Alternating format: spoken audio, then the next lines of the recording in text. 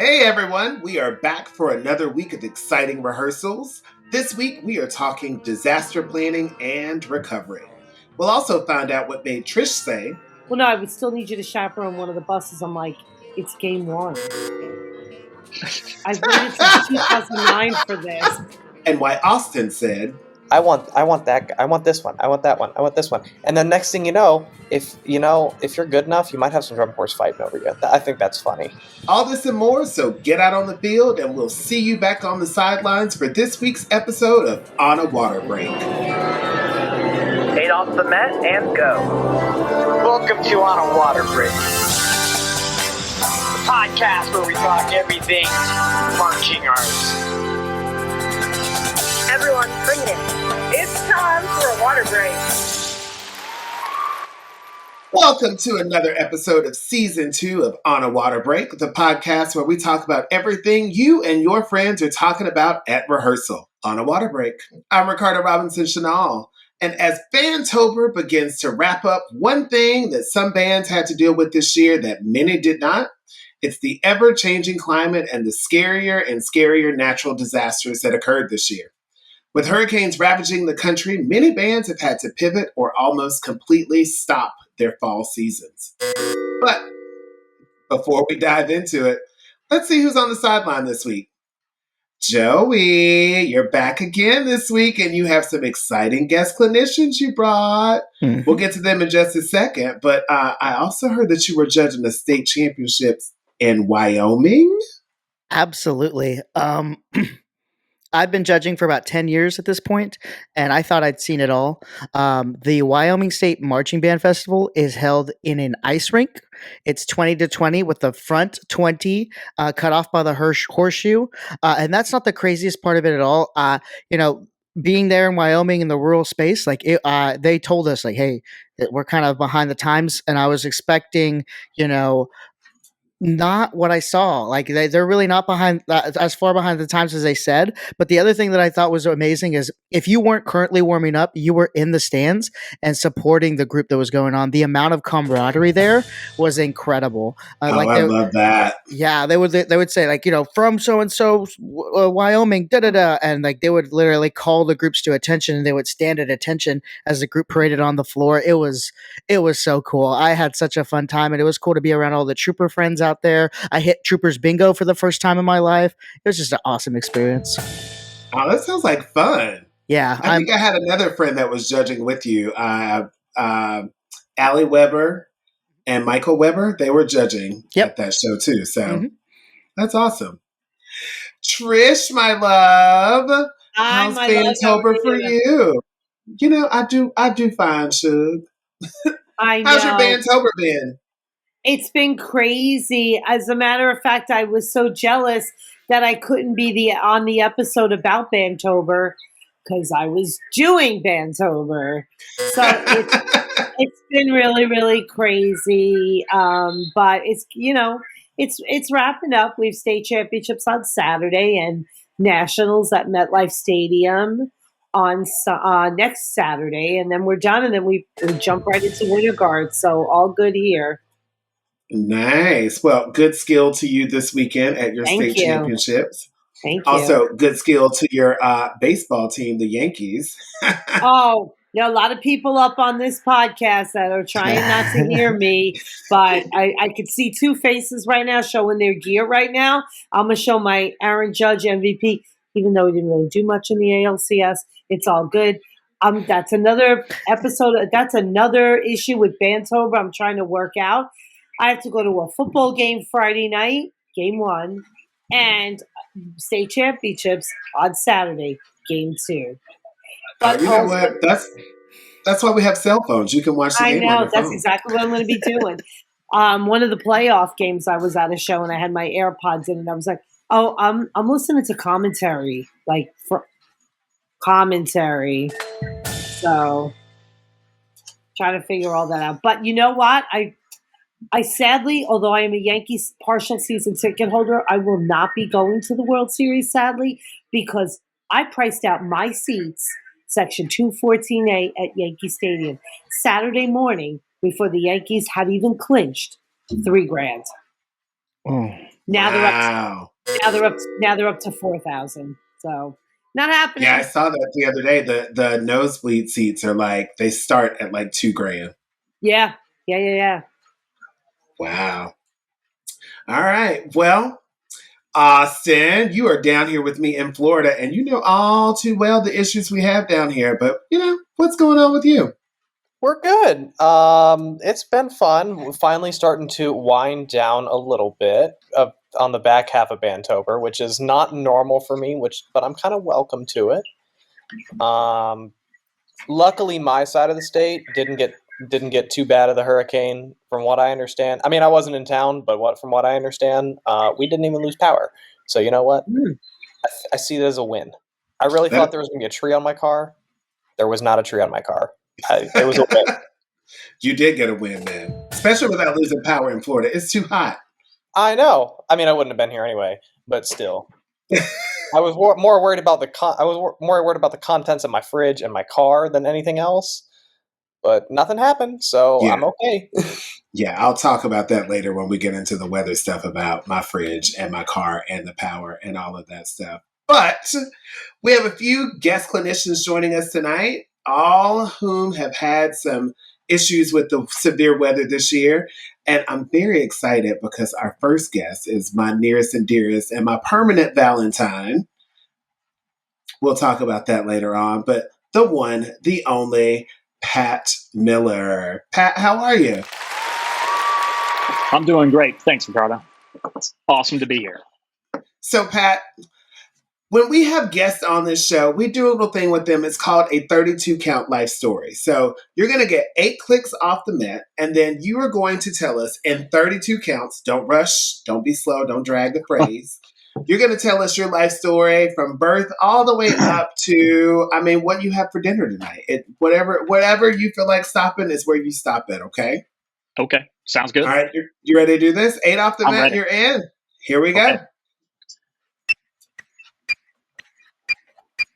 Okay. I grew up outside of D.C., and I have, obviously, like most of us, done music just about all of my life. I grew up in Virginia and went to George Mason University, March Cadets, late 80s, then started teaching drum corps and teaching high school marching band and did all of those things. I was a band director for most of the last 30 years, but I taught in private schools a long time, so it gave me the opportunity to continue to live in this world and do marching band and all of that. I now live in Asheville, North Carolina, speaking of weather, after having spent 22 years in Florida. Yeah. All right. That's a good story. You left out all the important parts that, the reason Pat is my permanent Valentine, listeners, is because for the last 10 years, Pat and I have worked together side by side, and both of our spouses worked in the food industry. So we would always have a winter guard rehearsal on Valentine's Day, and our spouses would both be at work serving everybody else. So we have been each other's permanent Valentine for the last 10 years, 10, 11, 12 years. So, yeah, something like that. Yeah, it's been a good while. It's been a while. It has been a while. All right. And another great perspective we get tonight is from a performer and what they have to go through. So Eva wins performer Eros Trulio, who is a student at Western Carolina University. Eros, you just heard Pat give his 32 count life story. We want you to do the same thing. You understand how it goes? Yep. All right. You're going to get 8 off the Met, and then you are in, sir. Sweet. All right, so my name is Eros Trujillo. I was born in Chapel Hill, North Carolina.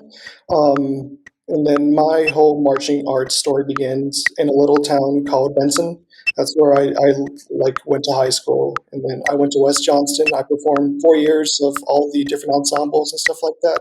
And then my senior year, I got this amazing opportunity with Joey Montes to create a group called Eva Independent. And so that's where I am. And then currently I'm studying music education here at Western Carolina University. Fantastic. Go Arrows! Woo!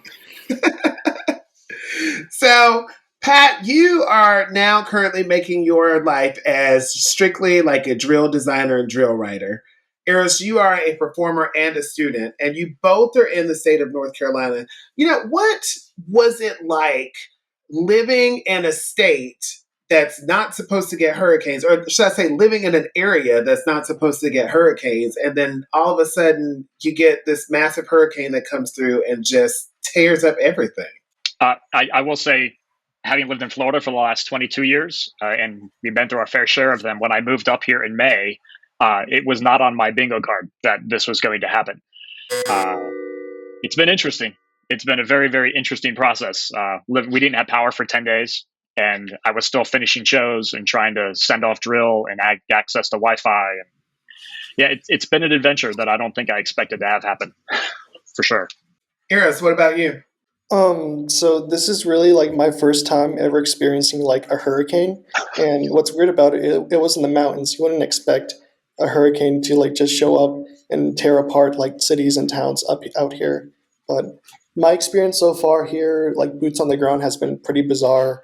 I never thought I would see like, like big cities like Asheville, like underwater, and then like little like towns around it, like absolutely decimated and destroyed. So whenever it hit, I was still in school.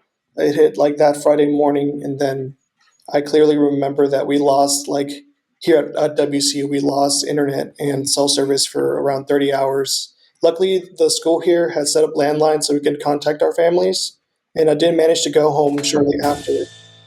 But I decided to come back and help the people here because I just felt guilty seeing so much destruction and so much lives changed. So I like helped clean up some of the areas here and like in some of the food pantries around. Wow, you're just a great person. To think about others, in this situation and to go and put in the work, man, that's awesome. So you do a core style show. Has your program at Western Carolina been affected because of the storm and school being out, all that good stuff? Oh yeah, absolutely. It has affected us a lot. So I'll give you some perspective. Before the storm hit, we had just finished like our first game of the season. So we had only performed once in uniform so far this season. And whenever it hit, we had only just performed the first movement of the show. But our current band director here really wanted to try to put the entire show together. So whenever we came back last week around like Friday, Thursday, we basically did like half like a mini like band camp sort of thing all over again. So we managed to put the rest of the show on within a day and a half. And so we went from learning like just part one of our show to like the whole show. So it was pretty cool. It was pretty magical. And then we ended up doing here at WCO, we host Tournament of Champions, which is like a marching band competition. A huge marching competition. Mm-hmm. Yeah. I went there on Saturday. It was good. Yeah, it was pretty amazing seeing like how many bands still came out, even though a couple of them did decide not to come. We put on a good show. I'd say it was pretty special what we did here and for the community. So that's what I'm proud of so far. And then on Thursday, we're heading out to perform at the Bands of America Super Regional here over there at St. Louis. So that's pretty cool too. Heck yeah. Yeah, that's cool. That's going to be a good trip too. I think it's awesome the fact that you guys only had one movement of the show on, and then all of a sudden you got to have like a day and a half of camp, and you put the rest of the show on. See, that's amazing, an amazing feat. Yeah, that can only be done by talented performers and talented directors who can put that on. Pat, in your world right now with getting drill and shows done for people, what have you noticed has been the trend for people completing their shows, all of that good stuff? Generally, in most cases, it just slowed the process down. Just getting people, I was able to getting stuff in people's hands. It just took me longer individually to do it because I had to write at home, and then I had to go down to the hospital to get Wi-Fi and access power and do all those things. We had a generator here, but it didn't give me access to Wi-Fi.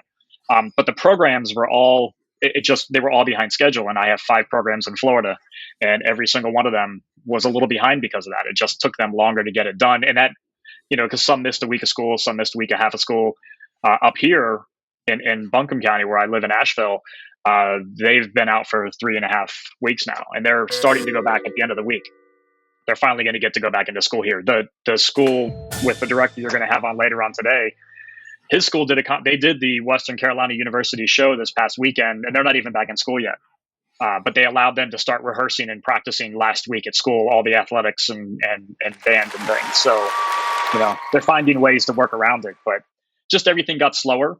My process was a little slower, and everybody was just slower in teaching and learning what they had to do. Some programs just had their first show last weekend between missing football games and competitions. It just really, you look at the end of September to the first part of October, and that's a huge amount of time right there for everybody's schedule. Even in Florida, that's really the center part of all those shows. And for other states, that's nearing the end of their season. So it's as it is up here. There's only like 2 weeks left of shows up here, and some groups just had their first one. It just took everything longer. Now, fortunately, everybody is doing it, and everybody's getting back into the groove, which is great. There's nothing better than when you hear about finally able to rehearse, finally able to get their stuff done. But it's been an interesting situation. I don't think I'd ever thought I would experience one of this magnitude. And like what he mentioned earlier, the areas around here some of the towns are just decimated, and the fact that they can do anything is impressive just to get any program functioning. Yeah. I really try not to talk about the craziness that we all went through 4 years ago, but this kind of sounds like what we had to go through with COVID and trying to find ways to get music education to continue through the unbearable and unimaginable. And, as terrible as that experience was for everybody, I feel like in these instances, it's proven that it made us stronger, made us, think outside the box. So, I mean, being able to rehearse when there's no school, being able to send I sent UDB drill, and there's kids learning drill on Roblox right now across the nation.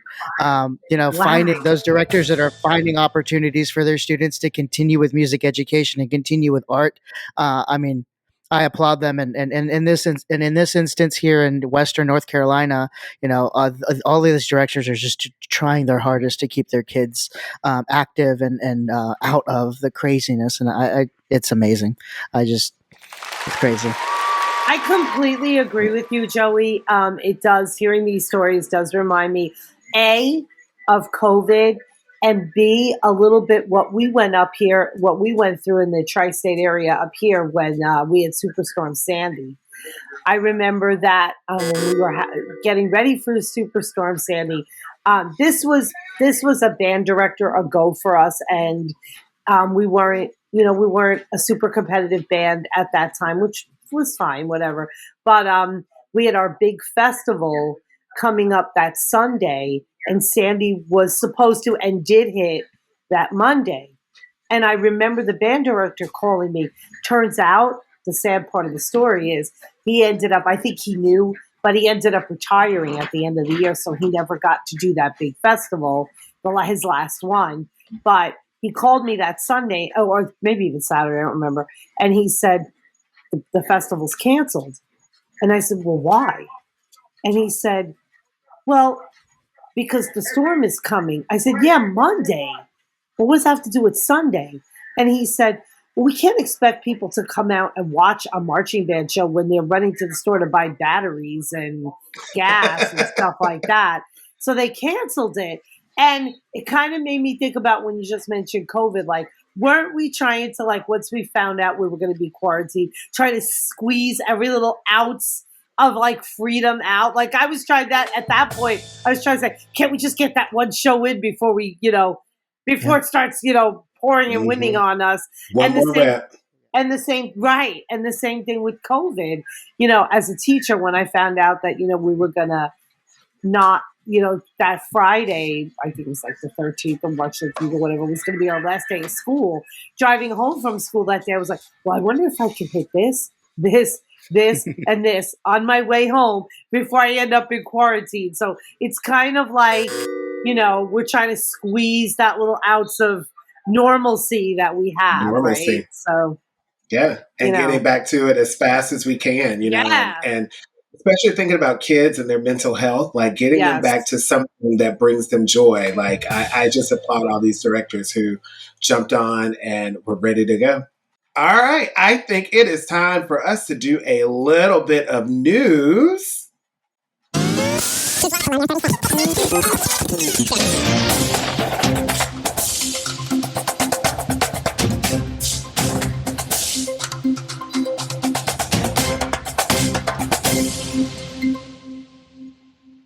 So I'm going to go ahead and start off with some news that is wonderful for our On a Water Break family because we have a new addition to the On a Water Break family. So We sure on do. October the 11th at 12:39 p.m., baby Marianne Lynn, our own Jackie Brown, her baby came into this world at 7 pounds, 10 ounces, and 20 inches long. So, guys, I know that like you don't get to know all of the behind the scenes stuff that happens for On a Water Break, but in our chat group, Jackie was saying for days, she was just like, I want this baby out. It's time for this baby to come. And she came through. Baby Miriam made her entrance into this world, and she is absolutely beautiful. If you have not gone and checked out pictures, you can check her pictures out on Jackie's personal social media accounts. And there are some pictures, I believe, on our On a Water Break social media, as well as the Spintronic social media. But Jackie said her goal was for labor to go faster and be better than the labor with Victor, which is where the epidural didn't work. And she reacted to everything they gave her because of allergies. And it took 2 hours of active pushing with Victor. But Baby Marian had different plans. Baby Marian had cooked long enough, and she only had 3 minutes of active labor, and she pushed twice. I mean, it's so exciting. It's so exciting for all of us. I mean, we were here for the pregnancy announcement, and here we are at the birth announcement, and we've, kind of been with her on chat every step of the way, and it's just really, really great. So congratulations. Yeah, we're so happy for her. Austin, what do you got, sir? Well, first of all, I'm happy for Jackie. That baby looks healthy. I'm loving it. 2 hours is much longer than 3 minutes, and I think we beat a goal, and I don't think we can get much better than that. But can I just say that before you say that? I want to smell that baby's head. I know, I love smelling babies' heads. They smell so good. I can't wait to smell that baby's head when I see Jackie. But Midwest Combine is doing an experience camp again. It was an absolute hit last year. So if you are interested in marching drum corps, I highly, highly, highly recommend getting out to this camp. And especially if you live in the Midwest. So all the drum corps that are going to be there, it's one big old camp. It's going to be at Oak Creek High School in Wisconsin. It's a registration fee of $50 on October 27th. Where Phantom Regiment, Madison Scouts, Blue Stars, Cavaliers, Colts, and River City Rhythm are all going to be in attendance looking for you to join their drum corps. So it's pretty much just like a big old open house. So you get a full day of instruction. Like 2 or 3 staff members from every single drum corps will be there. You'll get a t-shirt, a sticker, and lunch. That's all included in the $50. How cool is that? I know, right? It's such a good way to kind of like consult. It kind of feels like an NFL draft combine in a way. Teams are coming here to look at you, and they're like, "Hey, I want that. I want this one. I want that one. I want this one." And then next thing you know, if you're good enough, you might have some drum corps fighting over you. I think that's funny. It's just cool to have groups do things together. Yeah. Just that doing things together is such a cool way to make it happen. It doesn't seem like we do as much of that anymore. Yeah.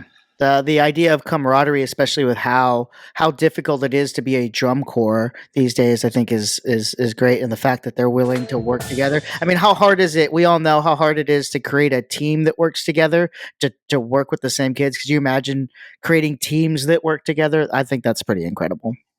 Oh yeah. Right. Yeah. Yeah, I mean the whole goal of it is just like get your feet wet. It's kind of like a half day thing. So you do. So they got the BCI's got the schedule posted. So 8 a.m. registration, 9 a.m. to 12. You're going to do just sectionals. You'll have lunch for 45 minutes. So 12:45 to 3:15, you'll do more sectional instruction. And then at 3:15, there's a Q&A session with all the corps directors that are going to be there. And then at 4 o'clock, there's going to be an info fair with individual corps. Wow. So I think it's a great opportunity. You get to show up, you get to do a little bit of drum corps, you get to find out who's about what, you get to go figure out where you want to go. And then all the reviews from last year saying it was such no pressure. It was so fun. Like I didn't have to worry about like messing anything up. I didn't have to worry about an audition. I didn't have to do any of that. It's like a little drum corps charcuterie board. You know, you get a taste of this, a taste of that. Exactly. You know we love a charcuterie board. Charcuterie board. I like what you did there. Oh, Joey. I had to lighten it up before my news story. Okay. Yeah. Fair point. Yeah. I'll jump right in. WGI mourns the loss of Virginia Balsarek. I'm going to read exactly what WGI put on their website because I think it's just beautifully put, and I don't think there's any words past what they've put in. So I'll read it here. Virginia Balsarek, a cherished and dedicated WGI World Championships volunteer, passed away peacefully on Friday, October 18th. Her commitment to WGI spanned over 40 years, leaving an enduring impression on generations of performers, staff, and fellow volunteers. A service to honor Virginia's life will be held on Friday, November 1st, which I think is when this podcast is gonna come out at 3:30, followed by the Rosary at 5:30 p.m. at the Crass Funeral Home in Milwaukee. Virginia Balsarek was a beacon of selfless service, demonstrating how one person can make a profound difference. Her spirit of service will forever be remembered, and her absence will be deeply felt within the WGI community. I have, and I think we all do, have pretty personal and heartwarming stories with many WGI volunteers. I mean, sorry.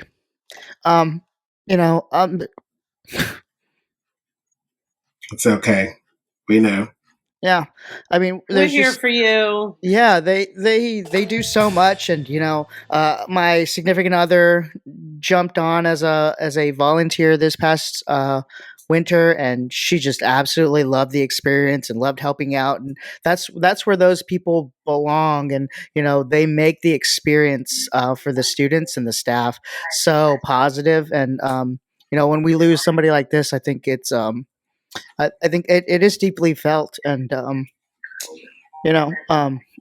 it's just sad, and I really appreciate everything that WGI does, and the volunteers are just an extension of that. And I think that as we rally around losses like this, I think it's important to find time and make sure that the last times you say things to people are positive, and you give everybody a hug when you can, because you never know when the last time's going to be. So sorry I teared up there, but I have a deep part and a big part in my heart for all WGI volunteers, and immediately like that, just same thing with like band parents and everything. It's just it's sad to see them go, and I love the work that they all do. So.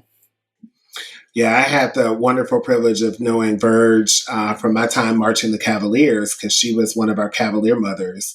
And you want to talk about being just the nicest and kindest person, but also being that strong mother figure that like 140 young men need when they're all surrounded by each other. And Verge was able to do that. She was just loving, and she was sweet, but she also knew exactly how to get us together. And because we loved and respected her so much, we did what Mama Verge said anytime. Did she have a family member in the Corps or previously, or just one of those wonderful? I'm not sure if she did before or not. I know definitely not when I was marching there. Okay, so just one of those wonderful people who wants to do good things. Who always wants to help and do good things. So she was always there. I'm telling you, this activity would not function without people like that. Right.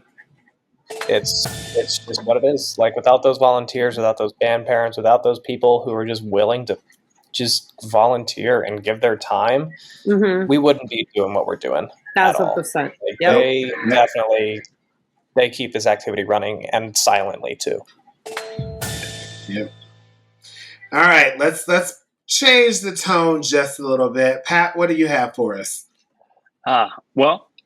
This past weekend on Sunday, out in Mooresville, North Carolina, which is just a little north of Charlotte, a band director from Lake Norman High School put together a big fundraiser, basically a benefit to raise money for North Carolina, for Western North Carolina, and all the disaster going on with the hurricane, as we previously mentioned, and had people from elementary school kids all the way up to retired musicians show up. Everybody could just bring your instrument and show up and play.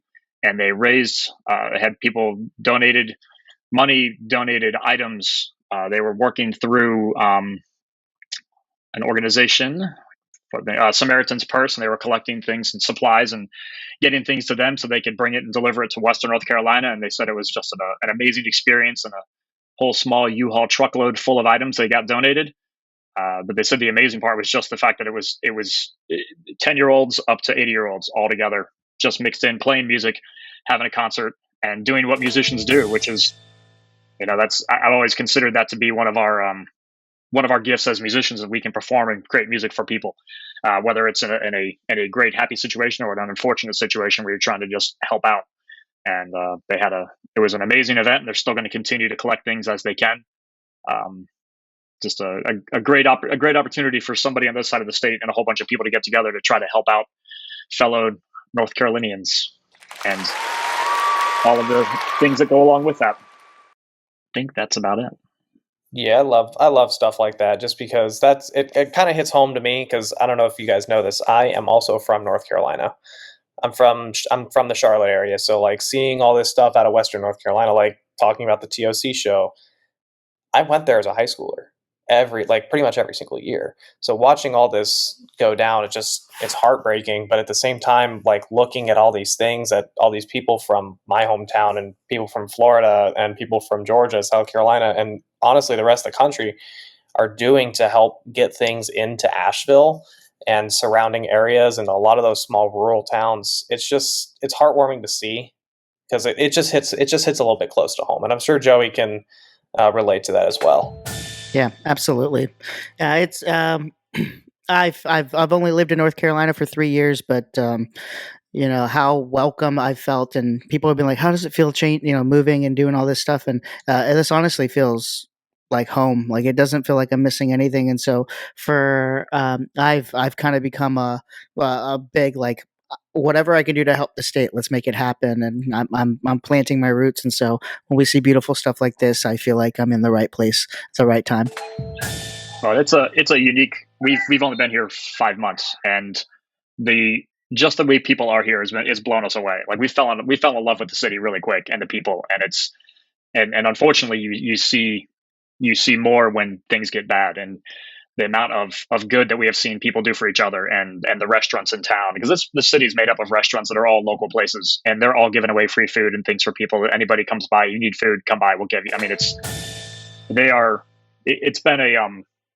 a shame that it takes this sometimes to see it, but the way the people are here it's something pretty special, and to see that happen then around the rest of the state and the country has been it's heartwarming. It gets you. You just hope it never has to happen, but when it does, people step up and they do anything they can for others.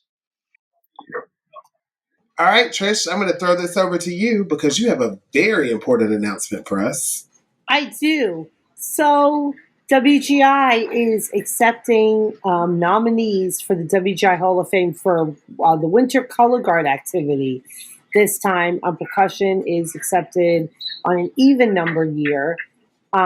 So as many people as are in the Hall of Fame, I could think of a ton of people who have not been nominated yet. So if you know one of those people, and you really have always thought about nominating them, now's the time. You have until November 15th at 11:59 p.m. And you can get all the information on how to nominate someone at WGI.org. /25 HOF nomination. It's all there. And I mean, it's just such an incredible opportunity to recognize, as we were just talking about, so many of the people who've done so many good things to help us get to where we are. I mean, it's just really important that they be recognized. So if you've ever been thinking about, that person should be in the Hall of Fame, get it going now. Awesome. Okay, it's time to work on that new ending for this weekend, and we'll be right back as we dive deeper into disaster planning with Kevin and Janine.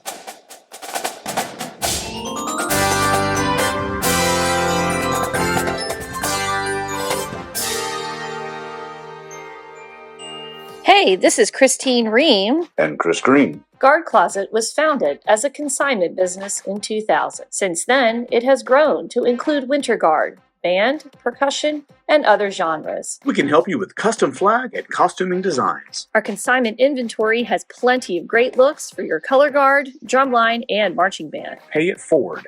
When you purchase consignment, you help other programs. Last year, we sold over 400 sets of consignments and returned over $125,000 in payments to our consigners for their sales. Additionally, Guard Closet offers custom and pre-designed costumes, flags, floors, and formal wear, full or partial show writing, educational programming, and other services. Max out your rehearsal time and set up a microsite for easy student ordering for shoes, gloves, and other equipment. The Guard Closet team is here to help you get everything you want and need for your season. Check us out at guardcloset.com and follow us on social media.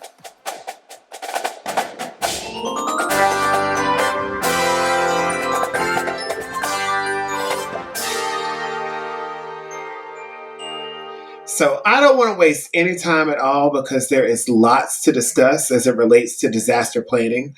As climate change ravages us more and more in the marching arts, we have to adapt, as we always do, to make everything amazing for our students. Joey, why don't you introduce our first clinician?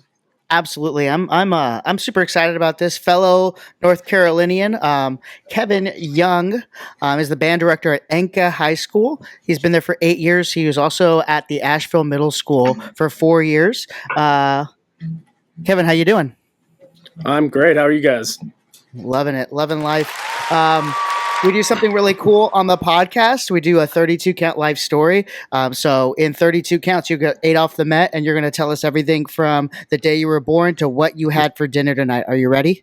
Let's do it. All right, let's go.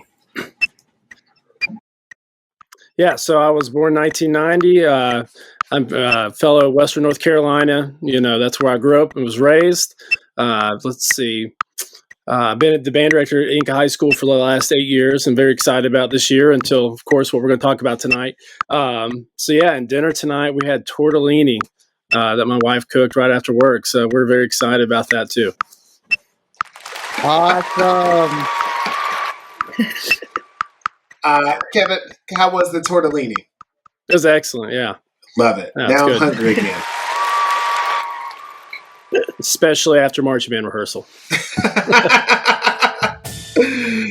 Okay, Kevin, we are going to get back to all of your adventures in a minute, but I have got to give the mic over to one of my besties out there, all the way from up the street in Tarpon Springs, Florida, the one and only Miss Janine Ford. Janine. Hey, bestie. Hi, bestie. How are you? I'm fantastic. How are you? Good. Just getting off of rehearsal, so my voice is a little hoarse. I'm sure you guys understand that. Oh, yeah, we totally do, because I just came from rehearsal, too, so I got you. Janine, you just heard Kevin do his 32 count life story. Now it is your turn. You are going to get 8 counts off the Met, and then you can tell us from birth to what you had for dinner tonight if you want to. We are here to listen. You ready? I'm ready. All right, here we go. Okay, I was born in Boston. I've been doing drum corps since I was 4 years old. I marched in cadets of Bergen County, taught at Crossman and Carolina Crown.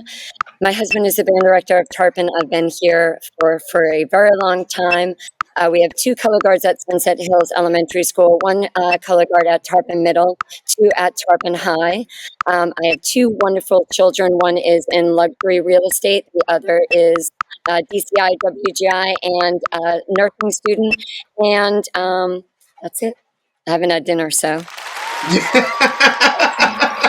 little overwhelming, I'm not going to lie.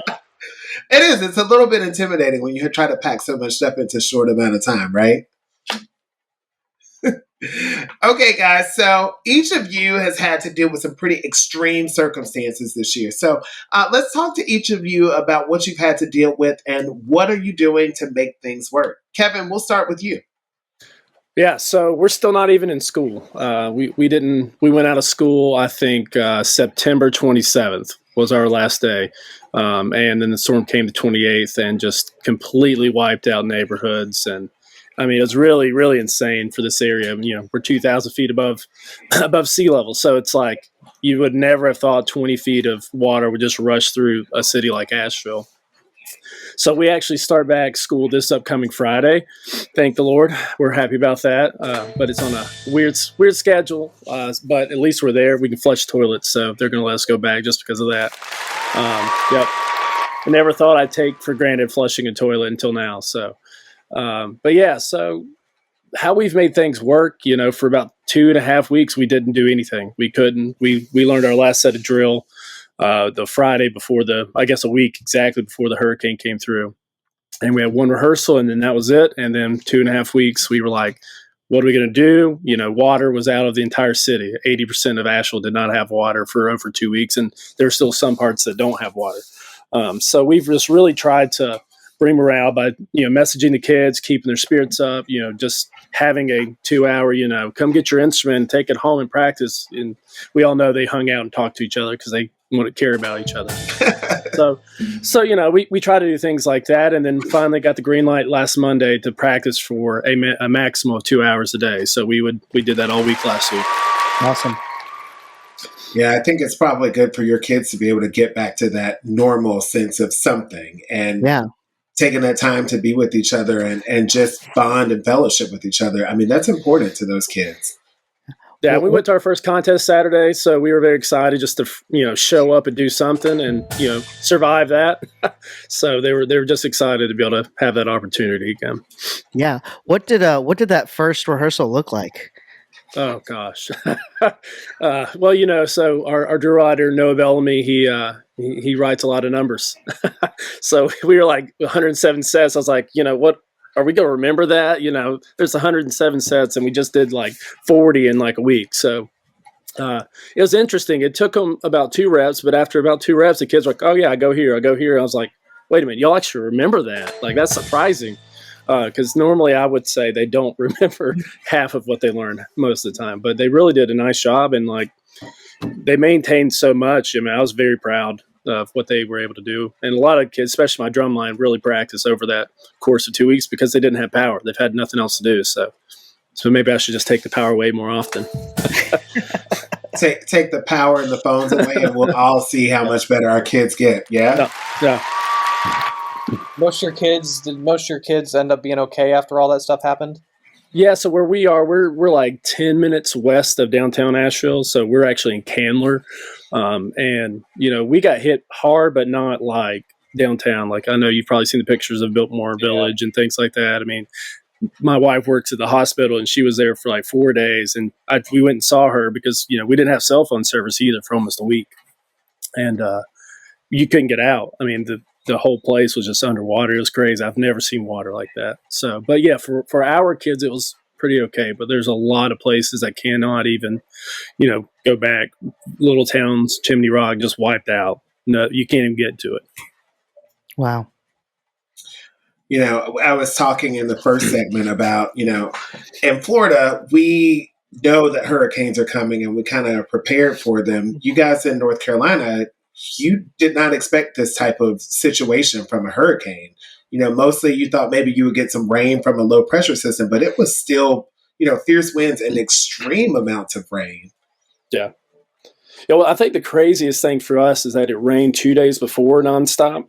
So the ground was already soft and, you know, just just crazy. And then the hurricane came in that next morning, and just like it went. I mean, I couldn't believe the amount of rain and the trees, and I mean the wind just blew over like half my fence that we built when we bought this house, and just like never expected that.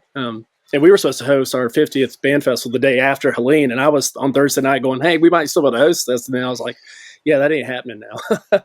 So we, of course, canceled it. But yeah, it was. You'd never expect that around here ever. Yeah. Well, I know that Janine and I got to see each other the week after Helene happened, and Helene didn't even directly hit us on the west coast of Florida. It came near us and flooded out everywhere and flooded Tarpon Springs heavily.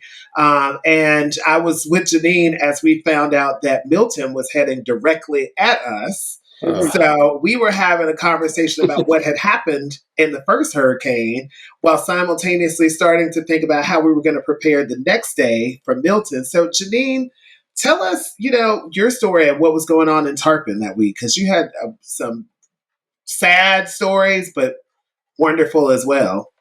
You know what? First and foremost, I just wanted to say thank you for hosting this. And Kevin, my heart goes out to you and your band family and your area. Like Ricardo was saying, I think what's different is, and not that having time to prepared us for what was coming. I'm just kind of reflecting as you were talking, and I just remember like packing up our family and, with my kids going like, you have one backpack, whatever you can fit in that one backpack, make sure it's a great memory, and just kind of trying to explain the significance of what you have in that backpack could be the only thing that you have, and just driving away from the neighborhood, just thinking that was the last time we were going to see the house, the cars, and everything. So yes, the first hurricane, it hit Tarpon pretty hard. We lost, I'm sure a lot of you know Molly Favre and Tyler Edrington. They lost the whole downstairs of their house. They lost their car. We had 10 to 15 students lose just about everything, and just kind of reflecting back on that moment, I think for us, it was, we lost electricity, just like Kevin, and just not being able to find out whether or not all of the kids were safe was something that was a little hard for us. And then when we were able to, I think it was something like 900,000 people in our community were without power. So, it took us a long time just to even navigate. Is everybody okay? Is everybody safe? Where did they relocate to? How can we kind of get in touch with them to see whether or not they're even in the area? We had a lot of kids that went to the Carolinas or Atlanta, just moved out of the area just to escape, the first hurricane.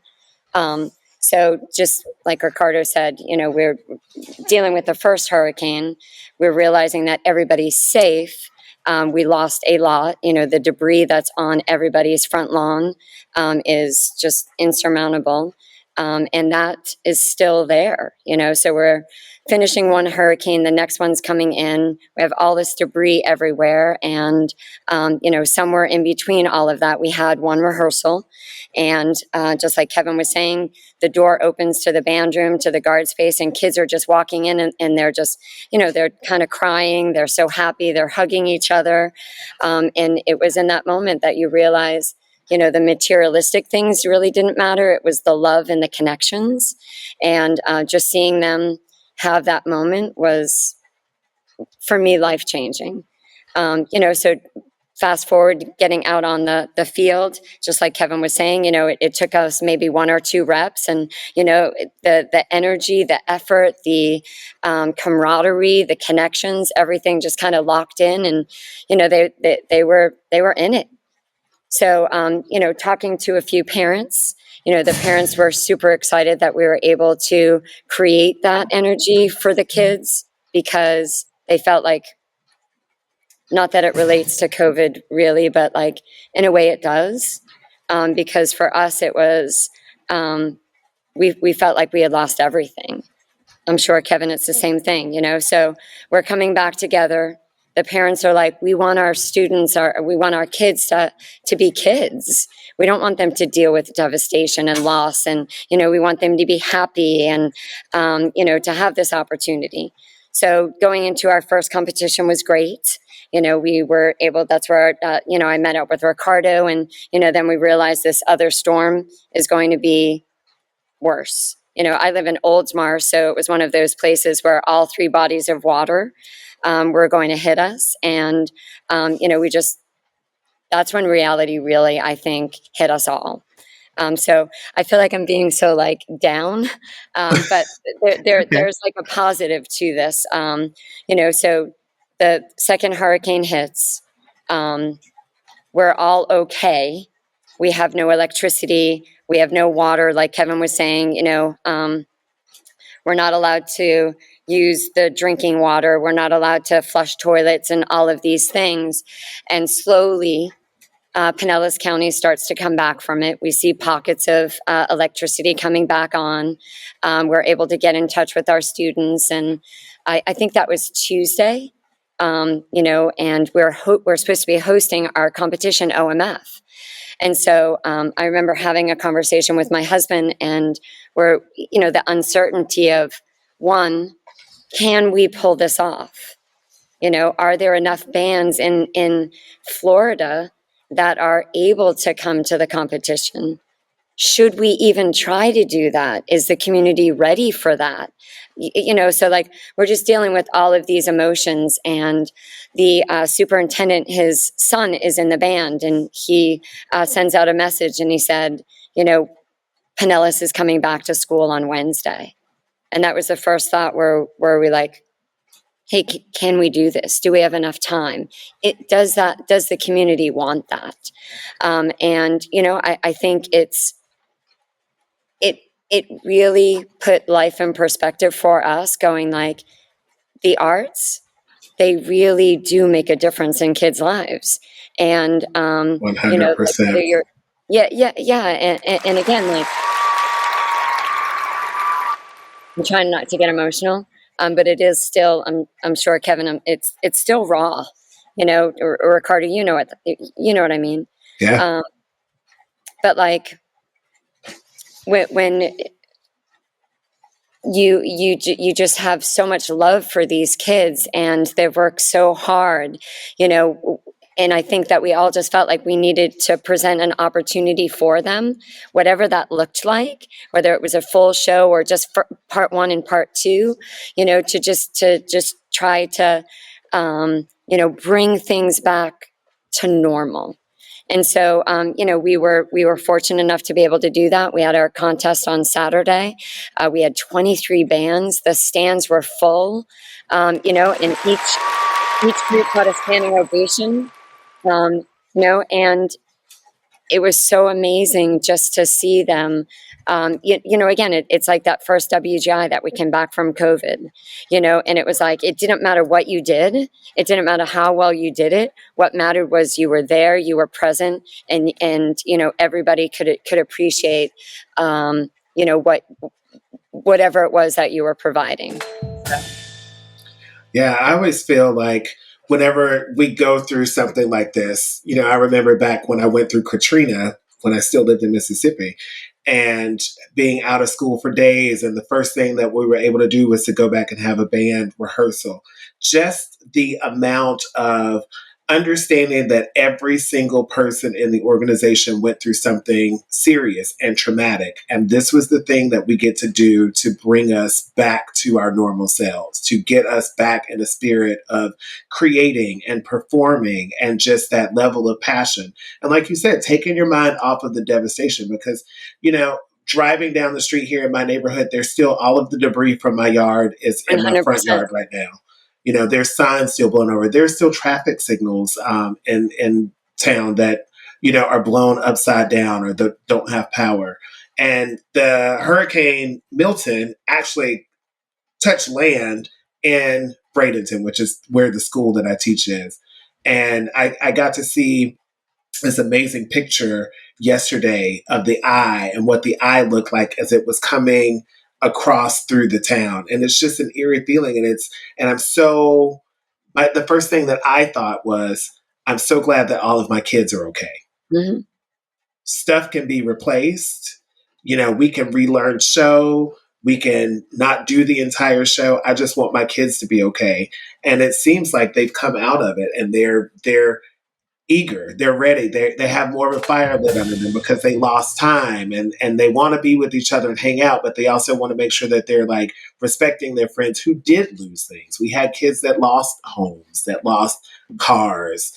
And there's sadness in all of it, but there's also this rebirth that happens. So it's an interesting process.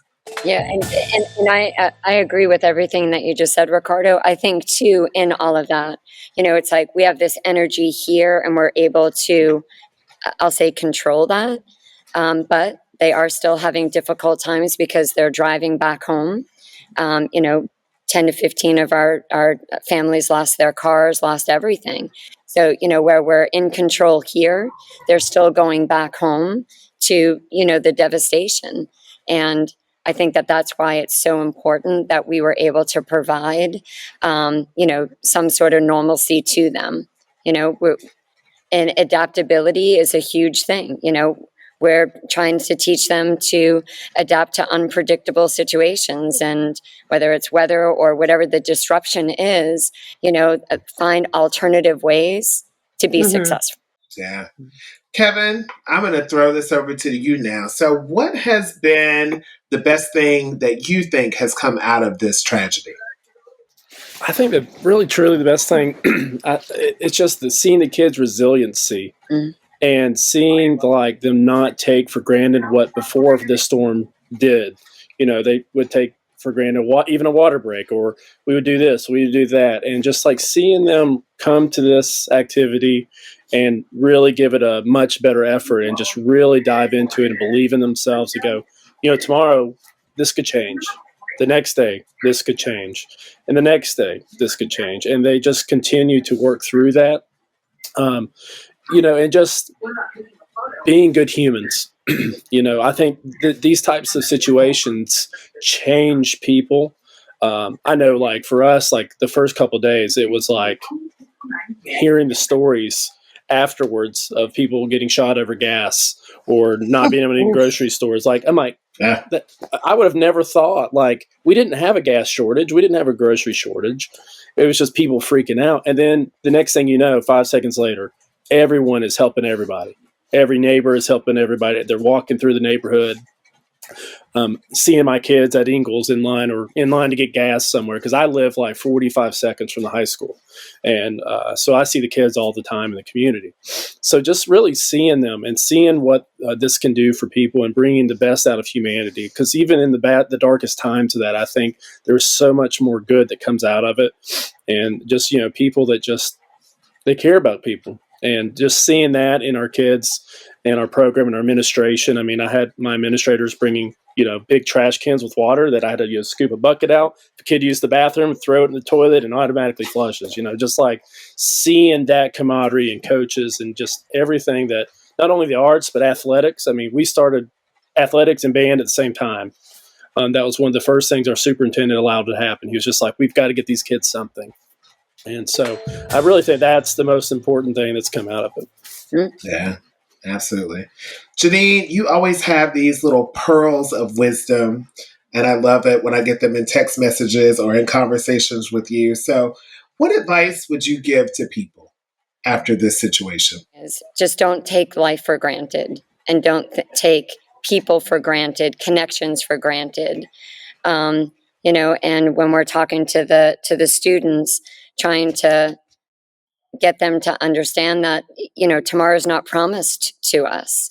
And that's hard at 13, 14. They feel like they're indestructible. And when they walked in, and just to kind of just have them breathe for a second and, see that their friend made it through this, and to be able to, to see them, to hug them, that was a reality check for all of them. So I would say, don't take things for granted, and really teach team spirit. I think that that's a big thing too. Is even though faced all of these challenges and the uncertainty of the season.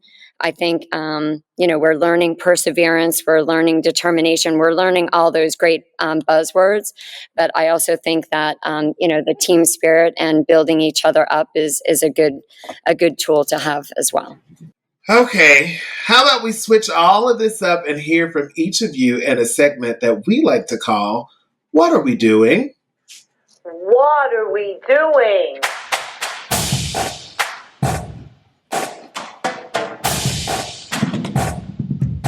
What are we doing? Okay, Kevin, you are first up. Tell us, what are we doing? I'll repeat something I said earlier. Is what are we doing? Riding 107 sets of drill for kids. I'll say it. Yeah. I know it's my fault. That's what it is. My brain goes crazy, and I go, I want all these ideas together, and and the reality is these are high school kids, and not many of them are drum corps, and they don't do that kind of stuff for all the time. So hey, Kevin, can I tell you that we didn't have 107 sets in our drum corps show this summer? Well, I will say this. I mean, when I say 107 sets, that includes the holds. That includes the holds too. So it's it might be move 16, hold 30 something or whatever it is. So when I say 107, I'm really mean. Again, probably more like we didn't have 107 sets in our drum corps show this summer. So what are you doing? Yeah, that your kids. It's so that your kids will they'll remember this forever. They'll be like, remember in 2024 when we had the hurricane and we still learned 107 sets of drill. That's why. The kids are going to say, well, what are you not doing learning 107 sets? 42 sets for a show. What are you talking about? Back in my day. Yeah, I definitely didn't do that many, for sure. Oh man, yeah. So yeah, I mean that's it. What are we doing with that? And just thinking back to the hurricane, what are we doing now? What are we doing right now? And what we're doing is we are hanging on.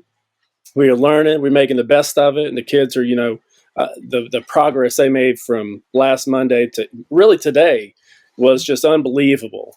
It's 9 days from even Saturday, and we've had one rehearsal. So So we're just very excited, and keep trucking. Keep on trucking. Did you guys do okay? Yeah, we did all right. In the day show, our electronic Ethercon cord ripped out on the way back, but so no sound. And when you're doing an airplane show, you gotta have some sound. Yeah. So you just hear all the electronics.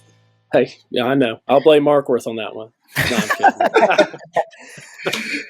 Janine, it's your turn. What are we doing? I'm going to tag on to what Kevin said. So what are we doing? Trying to put on 11 minutes and 56 seconds worth of a show. Have it be just as produced as if we didn't have two hurricanes and rivers overflowing, and attend the BOA Orlando Regional this Saturday. I think we're crazy, but I also think that it is a great thing because it gives the kids a goal. And right now it forces them to just be future orientated and not so much look at the past and just kind of have a goal for the future. So what do we do? I don't know if we have 114 sets, though. I'm going to count, Kevin. I hope you do, so I don't feel so bad.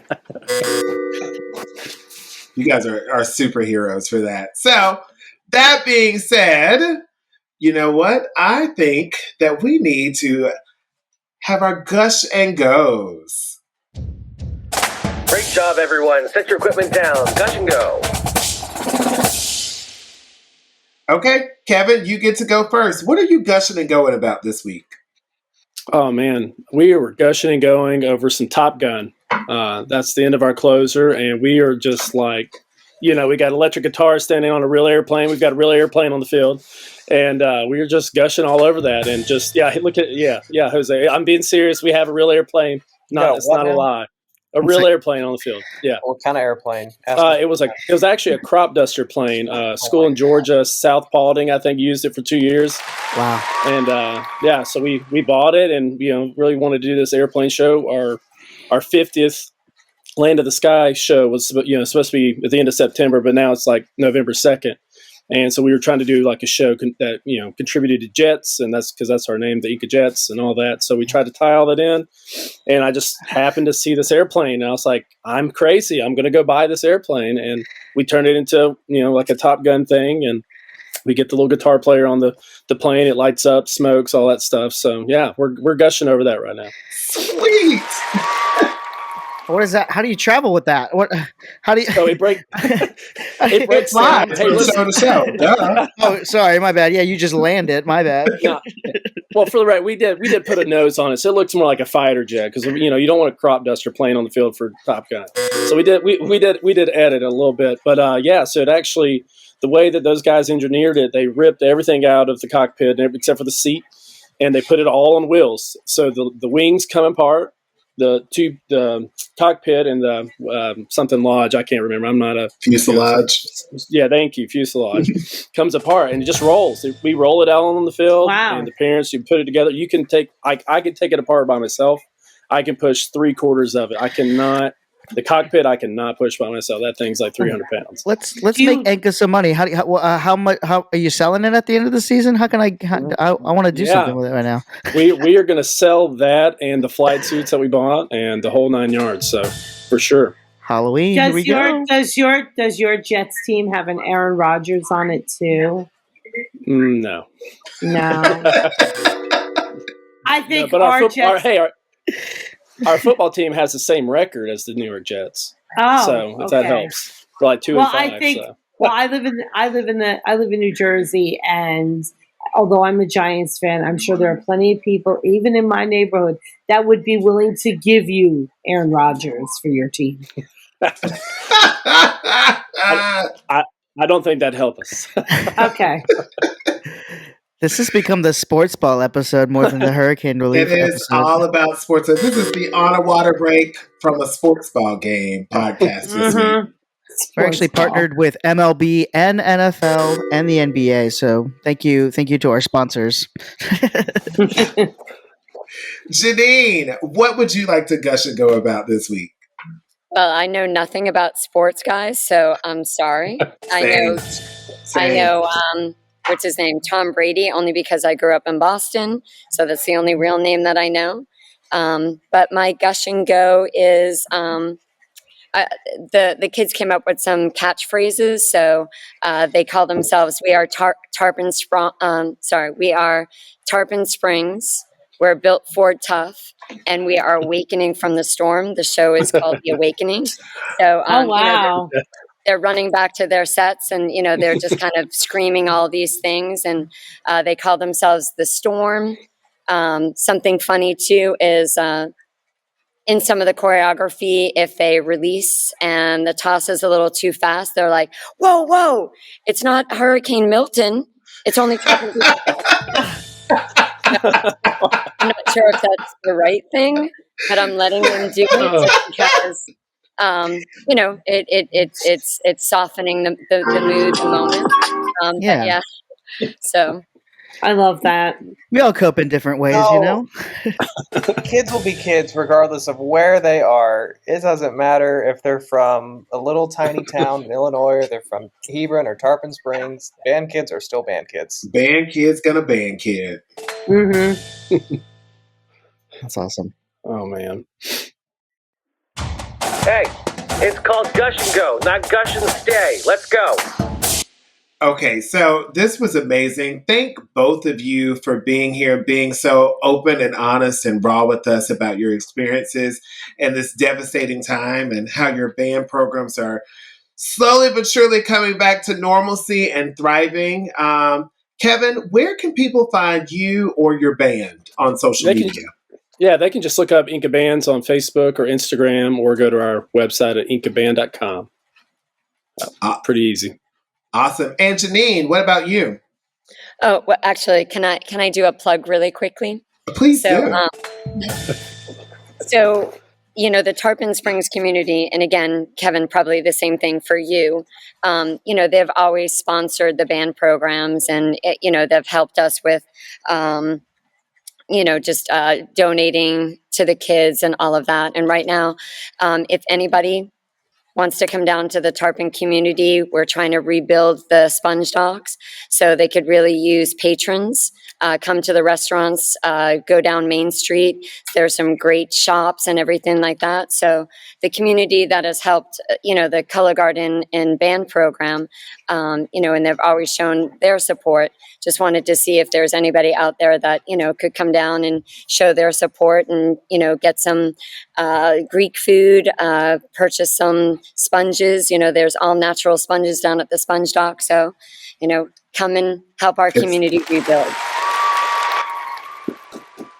Definitely the sponges that I use at my house are all from the sponge dock. So, you know what? It's time for me to make a trip up there and come grab some more. Where can our friends find you on social media, Janine? Okay, so you can find us on social media. We have numerous accounts. Tarpon Springs Percussion has their own social media. Tarpon Springs Conservatory for the Arts, that's more the marching band.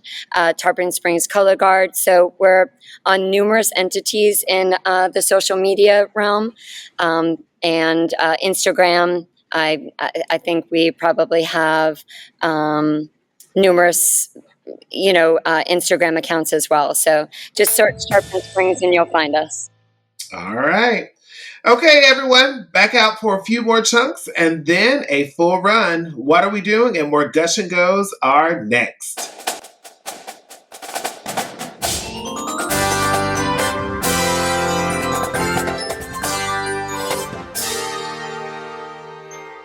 Hey everyone, it's Jeremy, your producer from On a Water Break, and here are your announcements coming from the box. While you're enjoying this amazing episode, don't forget our other episodes, including the one about Peggy Twiggs, the one where we go behind the scenes of the Olympics and the marching arts.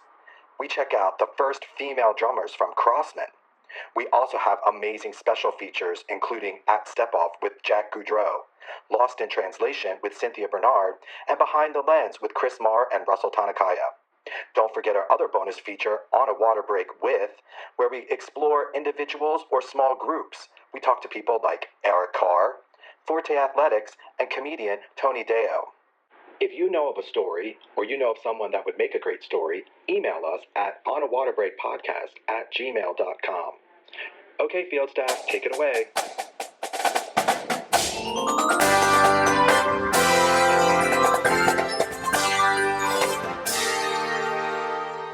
And we are back. Wow, what a great conversation with Janine Ford and Kevin. I just love me some Janine, guys. She is just the living, breathing example of how to do everything right and just is always so cool. She warms my heart. But guess what, friends? It is time for What Are We Doing? What are we doing?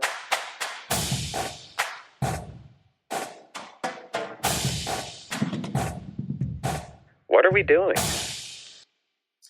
Okay, friends, you know the deal.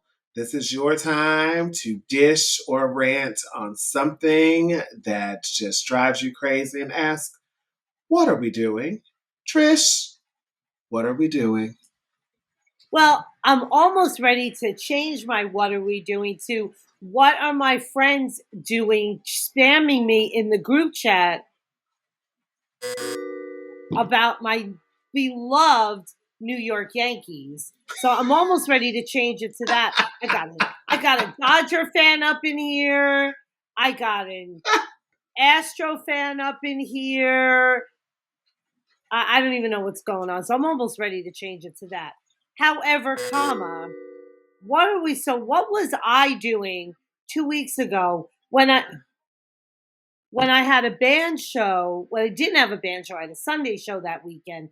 And I watched a marching band show on Flow Marching in Texas. So, what was I doing on a day off? But there was some really cool stuff. But I do have some questions. I don't know if any of y'all are from Texas or have been around the Texas scene at all.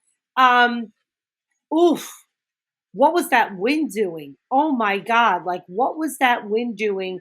Those poor guard kids, from jump. It was bad. The wind was so bad. I felt so bad for those kids. But another thing that I noticed, judge blockers. You know those props across the front? Are those a thing again? Because we ain't seen those in Panels, Jersey. like front panels. Yeah. Oh yeah, they make their There's- appearances. They're in and out every now and then. Because I was talking to my band director about it. We ain't seen those in Jersey in like a minute. There were some at BOA finals last year. I don't know why. It's actually a cool concept. We've used them before in the past. But I was like, every single band had judge blockers. I was like, are we doing that again? Or are we not Bring cool it anymore? back. Like Bring it you know, back. up here in the Northeast, are we like not cool anymore? Should we be doing that? I don't know. But that was my takeaway from that show. Some incredible performances, but a couple of moments. So You know, they say that there's no defense in marching band, but maybe there is. This is an interesting take. Yeah, I'm here for it. I didn't even think of it as a judge blocker. I never heard that term, but now I'm a fan, and that is what I'm going to call them permanently. Yeah, I mean, that's what they do. That's not why we use them, but that is what they do. I just thought of them as equipment blockers, so I didn't have to see people's yard sales all over the field. Mm-hmm. That drives me crazy. What are we doing about that? It cleans the field. Pat, speaking of you and cleaning the field, what are we doing? This was an interesting one because I was a little challenged on this one. But I will throw in what is in my brain right now, which is what are we doing finishing the fall season while simultaneously designing for the winter season and for the summer season for those of us that are designing in the summertime. There it is. This week I feel personally attacked. Yeah. Well, you know, I mean, it's just what it is. And it doesn't happen like this because of the summer. The summer is the big one, because that's the one that requires almost a 12-month-a-year system. So you have that lined up with what we're doing in the winter and what we're all doing still now. And it's just, I had a winds call, a drumline call, a drum corps call, and then other fall things happening all in the first 2.5 days of this week, or 1.5 days of the week. And it's only Tuesday. So, you know. Oh, I got you beat. Just in today, this afternoon, I was at my regular job, which is now at the school district office. I left there, had a conversation about the drum corps on my way to a marching band rehearsal, had marching band rehearsal while one of my design clients was texting me from another school. And then on my way home, I was having a conversation with another design client. And then I got on this podcast. So it never stops. Yeah, I mean, it's what it is. And I'm doing River City this year, so that has brought back my summer. My summer schedule has now not gotten busy, but it definitely has added one thing to my list. That's incredible. Yeah, That's I'm excited. crazy. Yeah, I actually just had a phone call on Thursday about fall 2025. Yeah. What? Yeah. I mean, what are we at? What are they doing? What are we doing? We hadn't even finished this season. They're like, it's not working out with this drill writer. And I was like, well, you should definitely spend the rest of the season with this drill writer. And they're like, yeah, but we've already picked the show. We know what our numbers are going to be pretty consistently every year. We're just lining this up. And we want to know, like, will you jump on these design calls that start November 12th? I was like, that's crazy. Oh, my God. Yeah, we're not even done November 12th. Yeah. That's BOA week. Championships for us. Yeah. Oh my goodness! I said I'll jump on calls after Thanksgiving. I need to give myself a break. Yeah. Oh my! That's a good. What are we doing? That is a good. What are we doing? Eros, tell us, what are we doing? I guess my what are we doing isn't too crazy since I'm not a band director nor a show designer or a tech just yet, but the common issue I found with a lot of like different ensembles and programs I'm in is like my higher ups or my directors always posting like important information at the last minute. It's kind of like my thing too, because like for example the BOA trip here, like we just got our schedule like today and it's on Thursday. Or sometimes whenever I did drum corps 2 years with a corps down in Georgia called Atlanta CV, and sometimes like I wouldn't get that information until the day of the show. So, and then my other one kind of would be kind of silly, but like Like it's whenever like I try to like find my Shaco, and then like someone takes my like Shaco, and like yeah. Okay. What are we They got doing numbers to for a other reason. people's stuff? Yeah, they got numbers on them. Do we all love how Eros had like no what are we doings and came up with 2? Yeah. Do we all love that? Welcome to the podcast, Eros. You are now a host. Right. Good work. Eros just casually threw Joey under the bus right there. I love that. Yeah, I was like, that's definitely me. Yeah, things are much better this year at Eva. We've definitely been mom and pop and like, hey, just come this weekend and we'll figure it out. But yeah, I'm also who Eros is complaining about right now, as a former director of his. Get God, Joey. Well, Joey, that's the perfect segue into your what are we doing? I don't want to make Trish upset, but yeah, I'll it'll be, this is a teamwork thing here. I'll say, what are we doing? Having band competitions the weekend of the start of the World Series. Yes, how about that part. Let's do that. I will say I'm very excited for this World Series. This isn't band related, but oh my goodness, it's the only thing that I do that's not band related, and it's support my Los Angeles Dodgers. Go Dodgers, go Yankees. Honestly, after what is it 40 years we're back together in the series. Yeah. So 12th time we get to compete. I was an Orioles fan. I've been an Orioles fan since I was a kid. So the fact that they left after the first couple of games, it's like the American League is up in here anyway. But I was happy. I was happy that the Yankees and the Dodgers, because that's old school. That's the it should be that way. That's a big rivalry. Yeah. I had a conversation with my band director today, and there's a game Friday night, and we don't perform at the away games, but since the color guard sort of has to go and wants to go because the football teams are really good, I make them bring their equipment and we spin just like we would be performing at halftime. Like, all right, we're going to come out at the end of first quarter and then we'll go watch the other band, and then you get your snacks, and then we're going to, spin again. So we were a little short on staff for buses this weekend. I was like, even before the Yankees clinched, I was like, listen, the color guard volunteers to stay back at the school and practice. I think I'll do a little you're missing the game, but I'll have one of the moms bring hot chocolate, all that kind of stuff, right? So I thought that was still the plan. So when Eros is over here talking about he didn't get the schedule until, today, I didn't get the schedule for the weekend until today. And I was like, oh my God, it says on here everybody's going to the game. So I texted the band director. I was like, what's the deal with Friday? And she's like, well, my plan is we'll just still take 3 buses, but we'll just put all the equipment on one bus so nobody has to chaperone this bus. I was like, all right, so I'm good. Short rehearsal with the color guard till 7:30, let them go. She's like, well, no, I would still need you to chaperone one of the buses. I'm like, it's game 1. I've waited since 2009 for this. It's game 1. But it's all right. Our football team is really good. So they don't stop the clock after it gets to 35-0. So hopefully it'll be, and I'll be home. So I just really hope that the video of this comes out so everyone can see Trish's face when she said it's game 1. The level of disappointment and disrespect.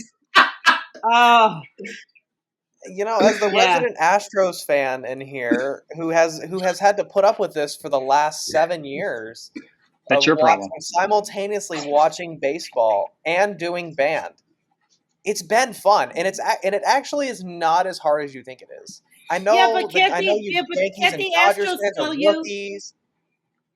Yeah, but don't the Astros have a way to tell you before the game? They got a way to figure everything else out with wires and everything else. Don't they have a way to tell you before the game whether they're going to win or not? Well, how many times they hit the trash can? I don't think it works like that. Are they playing at home or are they playing away? We can't win at home, but we can win on the road. Isn't it 2 taps on the trash can? We're going to win tonight. Oh, my 3 taps on the trash can. Oh, here we go. This is what I was hoping would happen. Yeah, I knew this was going to happen. It happens every time. Love it. All you listeners out there, the girl not only knows the marching arts, she knows baseball too. Okay. Oh goodness! Yay, sports ball!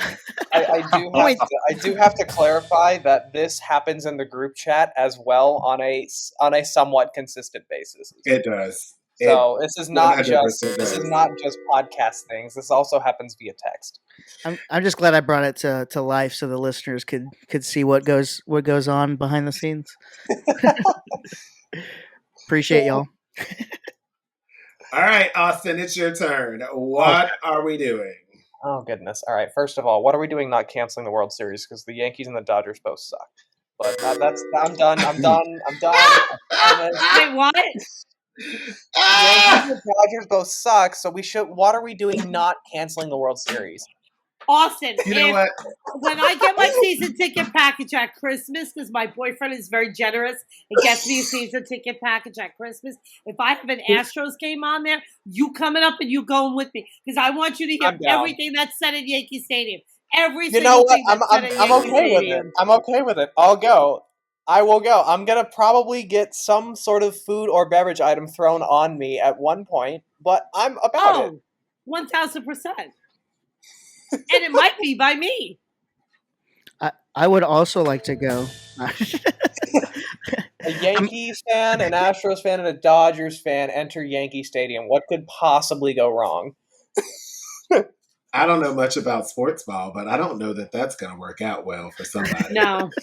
Not me. I'll tell you that right now. It's not going to work out well for me. Old school drum corps style. Oh, goodness. Yeah, what are we doing what are we doing not watching all these fabulous BOA bands at their regionals? Like I got a little snippet of the super regional in Indianapolis last weekend. Goodness. You're leading into my what are we doing? Do you want to? Can I tag team off of this for you? Let's do it. Let's feed off. So I am. I'm not purchasing another streaming service just because I have plenty. So I'm getting my little snippets of the BOA season from social media. What are we doing? Getting to that one moment where we build up and it's like a beautiful solo is playing, and then we're going to get to that moment where there's about to be an amazing flag feature, and then we cut it off. Yes. What are we doing about that? It's happening. I hate to say it. It's happening in Texas more often than anywhere else right now. I just want to see a little double flag feature. I just want to see that big giant swing flag open up. Like, that's what I live for. And give me like 32 counts of that phrase. And then you can cut it off. They cut it off on count one every time. Every single thing is, time. If you kind of watch and listen, musically it kind of cuts off too. I'm just like, yeah, where's the effect moment? Like, it's what there, are we doing? You get me there, and it's like, oh great, yeah, we're not there yet. Okay. I get this just like snippet and a little taste of it, and then it's gone. It just, it's driving me crazy. What are we doing? Cindy's been talking about that. Great job, everyone. Set your equipment down. Gush and go. All right, people. We are now to our gush and goes. Trish, I think I already know what you're going to gush and go about, but go ahead, sister. I was going to gush and go about my winter guard going to Dayton for the first time this year, but if you want me to do the Yankees are in the World Series, I can do that too. No, we've had enough of that. I'm going to go back to what are we doing about making our podcast about the marching arts all about sports ball today. So my Northern Valley Winter Guard, Combined Schools Winter Guard, who has been in existence since 2016, made its ranks up from novice regional A, now it's classic A, is going to Dayton this year. Congratulations! Thank you. Super excited, nervous. Exciting. Is this your first time to take this group to this group? Yes, WJ? this group. Okay. This group, yeah. So I'm excited. It's a fun time when you get to go for that first trip with kids. The logistics are, making me crazy because the band director's doing this for the first time. And that's why I'm texting y'all in the group chat. I'm like, dude, how y'all getting your kids there? Because $12,000 for a bus from New Jersey is a lot of money. But I think we're going to fly, and we're looking into, what we're going to do about that. So, don't WJ has it discounted. We're doing all. We're looking into all that. Look at the group rates on Southwest. Oh, okay. I'll take any advice I could get, honestly. So it's really exciting. I mean, I remember the first time I even brought them to a show in 2016, the little novice group, and now here we go. So That's I've done it, gross. and the kids keep talking about on a water break. So they're like, "Can we be on it?" I'm like, I don't know how that works, like with clearances and school stuff, but whatever. Just gonna I'll get them. They might swing by the tent, and whatever. That'll be cool. But really excited. Awesome. All right, Pat. I'm actually super excited to be hopping on the team at River City, and we're also bringing out a Winds group this year. So we're doing two things with them. So adding to the Winds groups in WGI, which is always an exciting part, while still being a part of what I do with Horizon and some other groups. And so just having a new team to work with and continuing to grow that part of the activity has been a goal of mine since we started all that. I'm just excited about it. Hey, Pat, what class they coming out in? A class. Heck yeah. Yeah. Nice. Eros, what do you want to gush and go about? Ooh, as a music major at here at WCU, I just kind of want to gush and go about how I'm passing my classes and surviving my second year here so far. So college is hard, especially as a music major when you have like bazillion jillion classes, and yeah. That's awesome. All right, Joey. I really don't have anything other than we're almost done with band here in North Carolina. We got 2 more weeks, so we're just going to continue pushing. BOA is coming up, so I'll see everybody there. It sounds like I'm going to be at Midwest this year. So if you want to come hang out at Midwest or in Indy here in about a month, come hang out, come say hi, let's vibe out. And starting winter stuff. Eva's got their first audition coming up in 2 weeks. We're super excited about that. And that's about it. Yeah. I'm just banding. Nice. Yeah. Austin, what are you gushing and going about? I got 2, but I'll make it quick, I promise. So Jeremy, don't yell at me. First of all, officially announced, I am going to be doing design work for Forward Winds out of Arizona.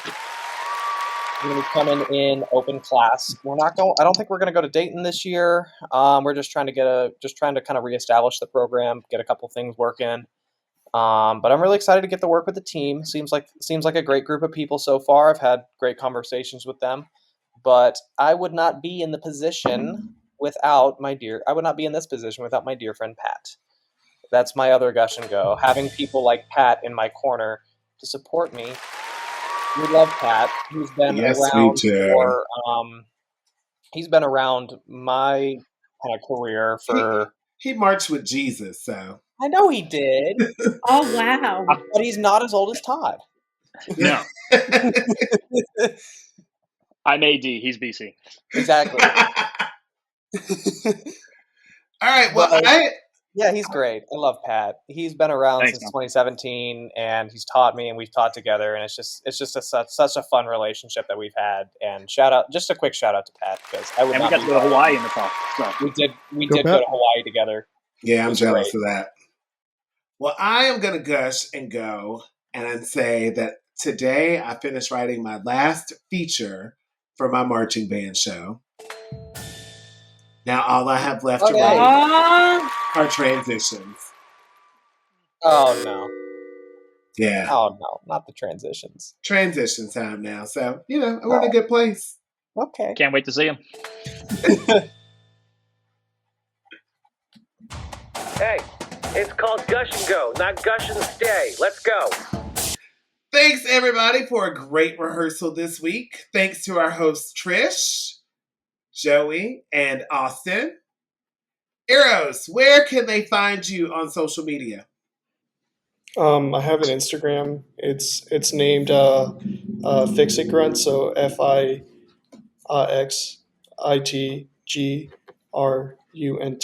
So if they want to follow me, they can follow me there. Awesome. And Pat, what about you? Just Pat Miller on Facebook, and I also have Pat Doing Things on Instagram, which I have to get going again, but it's a fun one that my daughters put together a couple years ago. Shows what I'm doing at the time. So Nice. Cool. Thank you to our other guest clinicians, Kevin Young and Janine Ford. You can follow them on their social medias. There will be links in our social media to get to them. And one more thing, don't forget that we have our YouTube channel now that has many of our interviews coming out as full video editions. Go and subscribe so you don't miss those. So before you close out of your podcast listening app, go subscribe, write us a review, and share with a friend.